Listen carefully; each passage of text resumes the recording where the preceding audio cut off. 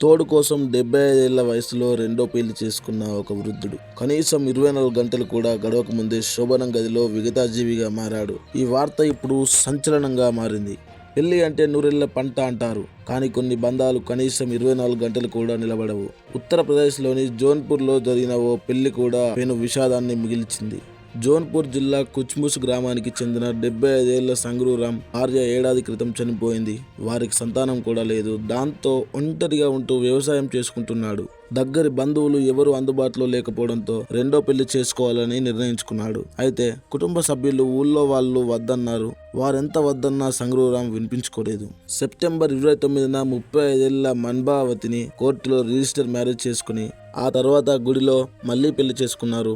మన్బావతికి కూడా ఇది రెండో పెళ్లి. ఆమెకు 2 కూతుళ్ళు, 1 కొడుకున్నారు.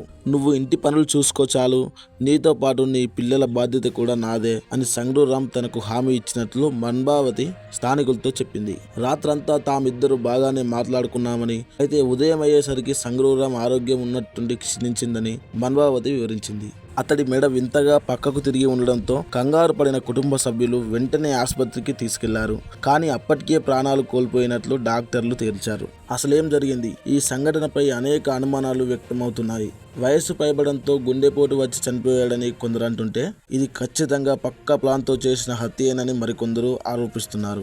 ముఖ్యంగా అతడి మెడ వింతగా తిరిగి ఉండడం, రెండో పెళ్లి విషయంలో కుటుంబంలో గొడవలు, అలాగే మన్బావతికి ఆమె పిల్లలకు ఆర్థికంగా అండగా ఉంటానని సంగ్రూరామ్ హామీ ఇవ్వడం వంటివి ఈ మరణం వెనుక ఏదో కుట్ర ఉందనే అనుమానాలు మరింత పెంచుతున్నాయి. ఢిల్లీలో వ్యాపారం చేస్తున్న సంగ్రూరామ్ సోదరుడు, మేనల్లుళ్ళు రంగంలోకి దిగారు. ఇది ఖచ్చితంగా అనుమానాస్పద మరణమేనని ఆరోపిస్తున్నారు. తాము వచ్చే వరకు అంత్యక్రియలు ఆపేసి పోస్ట్ మార్టం చేసి పూర్తి స్థాయిలో దర్యాప్తు చేయాలని డిమాండ్ చేస్తున్నారు. అయితే పోలీసులు అధికారంగా విచారణ ప్రారంభిస్తారా లేదా పోస్ట్ మార్టం కు ఆదేశిస్తారా అనే దానిపై ఇంకా స్పష్టత రాలేదు. సంగ్రూరామ్ది సహజ మరణమా లేక ఆస్తి కోసం జరిగిన హత్యనా అనే ప్రశ్నలకు సమాధానం లభించాలంటే పోలీసుల దర్యాప్తు, పోస్ట్ మార్టం చేసిన రిపోర్టు కీలకం కానున్నాయి.